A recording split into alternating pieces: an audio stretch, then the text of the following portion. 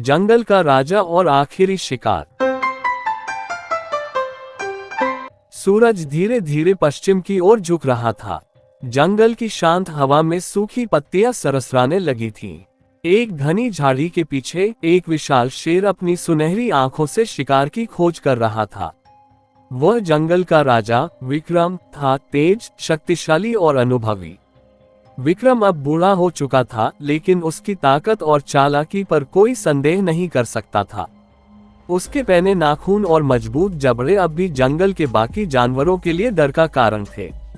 मगर एक बात बदल गई थी, उसका शिकार करने का तरीका। अब वह तेजी से भाग नहीं सकता था, इसलिए उसे धैर्य और चालाकी से शिकार पकड़ना पड़ता था। उस दिन विक्रम को बहुत भूख लगी थी। सुबह से उसने कुछ नहीं खाया था। वह झाड़ियों में छिपकर देख रहा था कि कोई लापरवाह जानवर उसकी पकड़ में आए। तभी उसकी नजर एक हिरण के झुंड पर पड़ी। हिरण घास चर रहे थे, लेकिन वे बहुत सतर्क थे। विक्रम जानता था कि अगर वह जरा भी हिला तो हिरण भाग जाएंगे। उसने धीरे धीरे झाड़ियों के बीच अपनी जगह बदली और सबसे कमजोर हिरण की ओर ध्यान केंद्रित किया।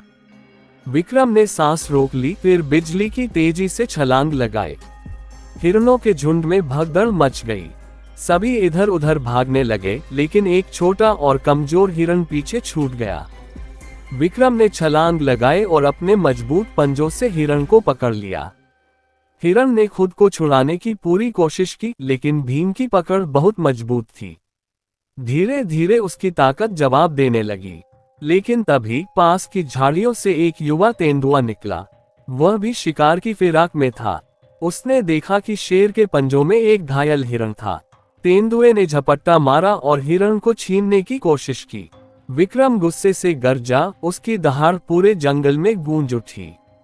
तेंदुआ डर गया, लेकिन वह आसानी से हार मानने वाला नहीं था। उसने फिर से शेर पर हमला करने की कोशिश की। विक्रम ने एक जोरदार पंजा मारा और तेंदुए को पीछे धकेल दिया। तेंदुआ समझ गया कि बूढ़ा शेर अब भी शक्तिशाली है। उसने हार मान ली और जंगल में कहीं और शिकार की तलाश में चला गया। विक्रम ने हिरण को खाया और अपनी भूख मिटाई। ये शिकार उसके लिए खास था, क्योंकि वह जानता था कि अब उसके पास ज्यादा समय नहीं बचा है। वह बूढ़ा हो गया था, उसकी गति धीमी हो रही थी और जंगल में युवा शिकारी ताकतवर बन रहे थे। उस रात विक्रम ने जंगल की ओर देखा, जहां कभी वह अजय राजा था। शायद यह उसका आखिरी शिकार था, लेकिन उसने ये साबित कर दिया कि एक सच्चा राजा अंत तक अपनी शक्ति और सम्मान बनाए रखता है। विक्रम ने अपनी भूख मिटाई और कुछ देर वहीं लेट गया। जंगल की ठंडी हवा उसके घावों को सुकून दे रही थी, लेकिन उसे एहसास हो गया था कि अब वह पहले जैसा ताकतवर नहीं रहा। जंगल बदल रहा था और उसके साथ नए शिकारी आ रहे थे। कुछ दिनों बाद जंगल में 3 युवा शेरों का एक झुंड आ गया। वे कहीं दूर के जंगलों से आए थे और इस इलाके पर कब्जा करना चाहते थे। उन शेरों में से एक वीर बहुत ही ताकतवर और तेज था। उसने घोषणा कर दी, अब इस जंगल का राजा मैं हूं। विक्रम ने सुना, लेकिन कुछ नहीं बोला। वह जानता था कि जंगल का नियम स्पष्ट था, जिसकी ताकत उसकी हुकूमत। अगली सुबह वीर और उसका झुंड विक्रम के पास पहुंचा। वीर ने गरज कर कहा, अगर तुम्हें राजा बने रहना है तो मुझसे लड़ो। विक्रम जानता था कि यह लड़ाई उसके लिए आसान नहीं होगी, लेकिन एक सच्चे योद्धा की तरह उसने चुनौती स्वीकार कर ली।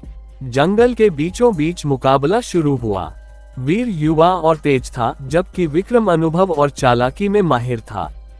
विक्रम ने वीर पर जोरदार हमला किया, लेकिन वीर बच निकला। उसने विक्रम पर कई बार पंजे मारे, जिससे विक्रम घायल हो गया। कुछ देर बाद विक्रम की सांसें तेज चलने लगी। वह थक चुका था। वीर ने आखिरी हमला किया और विक्रम को जमीन पर गिरा दिया। लेकिन तभी जंगल के दूसरे जानवर वहां इकट्ठा हो गए। हाथी, भालू, तेंदुआ, भेड़िए सब विक्रम के चारों ओर खड़े हो गए। वे जानते थे कि विक्रम ने जंगल को सालों तक सुरक्षित रखा था।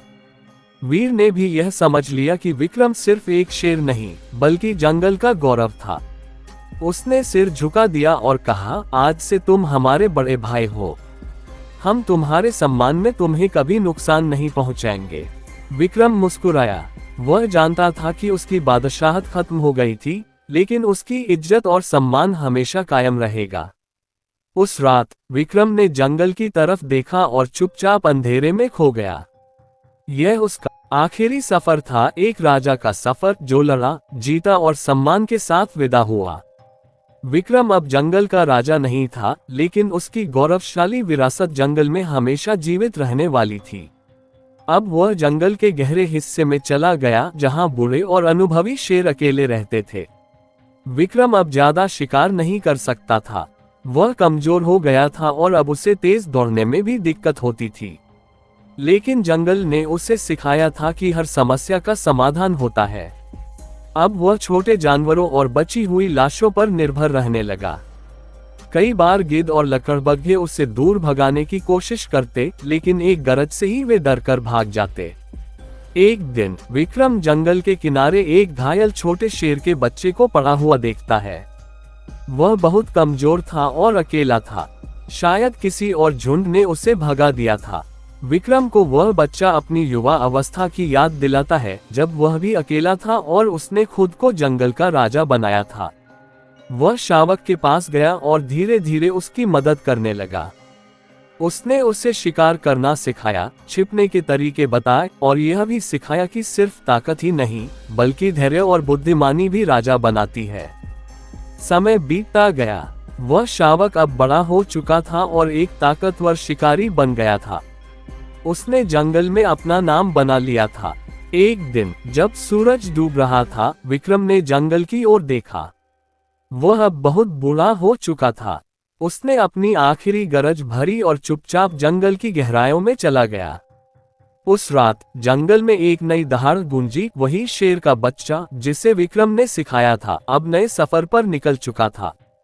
विक्रम चला गया, लेकिन उसकी विरासत हमेशा जंगल में गूंजती रहेगी।